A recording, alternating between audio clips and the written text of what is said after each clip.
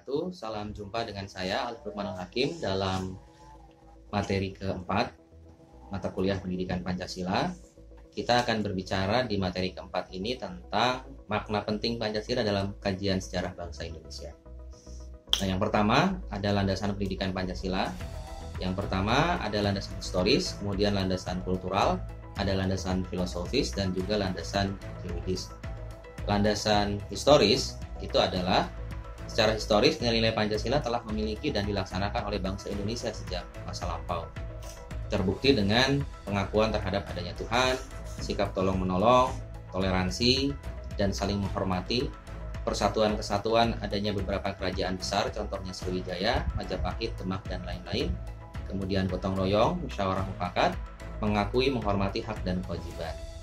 Yang kedua, landasan kultural. Nilai-nilai Pancasila digali dari budaya dan peradaban bangsa Indonesia yang telah mengakar dalam sejarah perjuangan bangsa Indonesia. Nilai-nilai itu sebagai buah pikiran dan gagasan dasar bangsa Indonesia tentang kehidupan yang dianggap baik dan terkapitalisasi.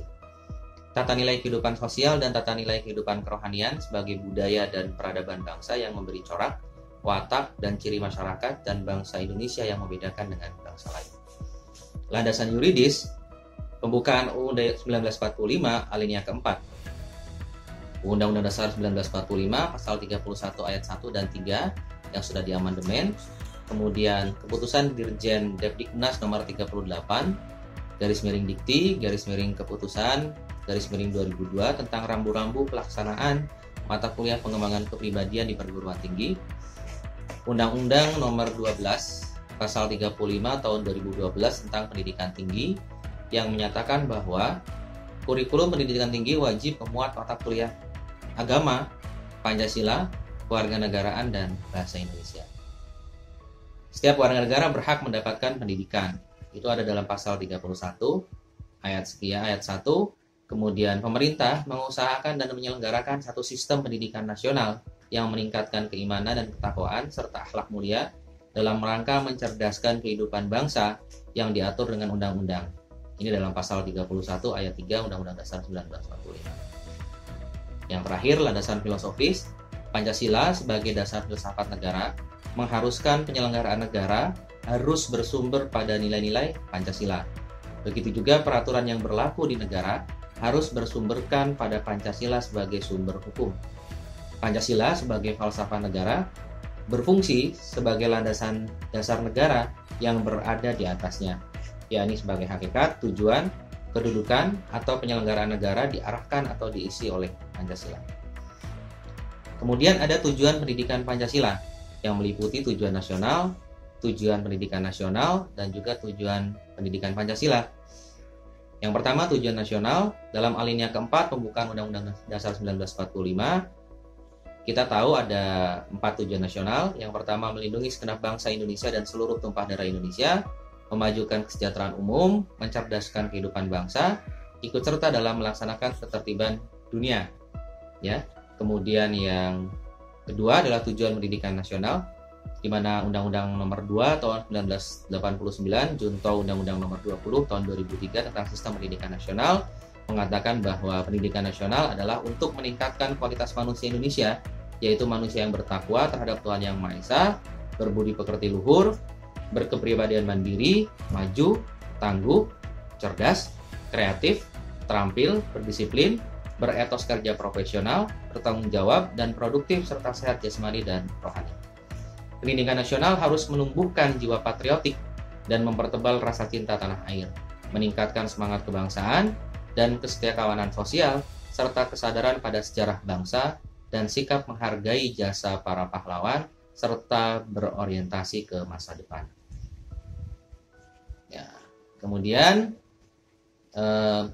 tujuan pendidikan nasional atau tujuan pendidikan Pancasila berdasarkan keputusan Dirjen Dikti nomor 38 keputusan tahun 2002 tentang rambu-rambu pelaksanaan mata kuliah pengembangan kepribadian di perguruan tinggi dinyatakan bahwa pendidikan Pancasila bertujuan mengantarkan mahasiswa memiliki kemampuan untuk mengambil sikap bertanggung jawab sesuai dengan nuraninya, mengantarkan mahasiswa memiliki kemampuan untuk mengenali masalah hidup dan kesejahteraan serta cara-cara pemecahannya, mengantarkan mahasiswa mampu mengenali perubahan-perubahan dan perkembangan iptek dan seni, ya, mengantarkan mahasiswa memiliki kemampuan untuk memakai sejarah dan nilai-nilai budaya untuk menggalang persatuan Indonesia.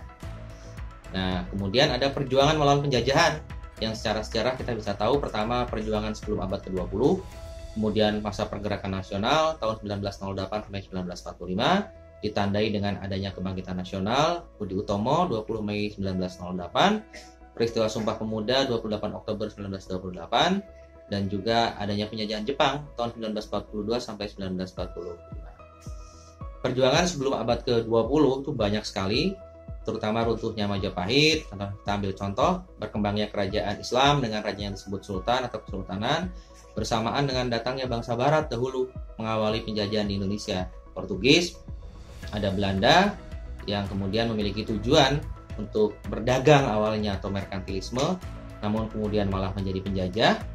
Contohnya Belanda itu dengan VOC atau disebut di Indonesia sebagai company, seperti itu. Kemudian banyak perlawanan-perlawanan lain yang terjadi di Nusantara.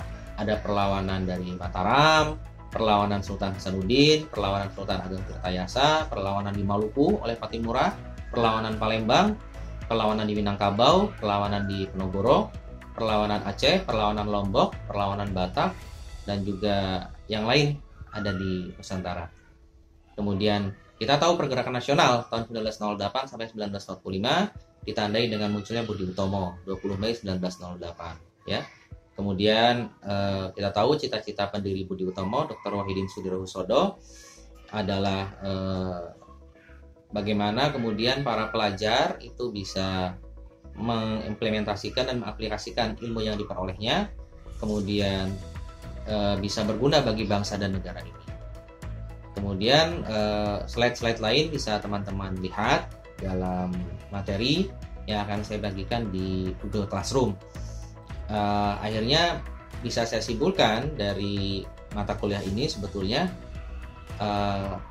banyak sekali peran dari founding fathers atau bapak-bapak pendiri bangsa, tapi jangan lupakan kita juga punya founding mothers atau perempuan, wanita yang bergerak juga. Contoh yang dipelopori oleh Raden Ajeng Kartini di Jawa Tengah, ada Raden Adeng Dewi Sartika yang ada di Jawa Barat, ada Putri Mardika Jakarta tahun 1912, ada wanita Adi Jepara tahun 1915, ada Pawiatan Wanita di Magelang 1915, ada wanita Susilo di Pemalang 1918, ada wanita ulama, ada wanita mulia, ada wanita Katolik, ada Aisyah, ada Muslimat NU, ada pemudi Islam di luar Jawa, dan lain-lain.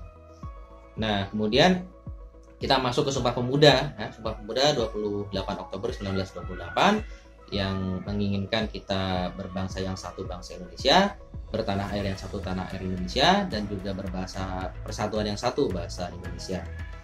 Seperti itu. Kemudian selain itu bisa Anda baca di materi, ya, bagaimana kemudian proses selanjutnya. Ada proklamasi 17 Agustus 1945 yang merupakan puncak dari perjuangan bangsa Indonesia dalam mendirikan Negara Kesatuan Republik Indonesia.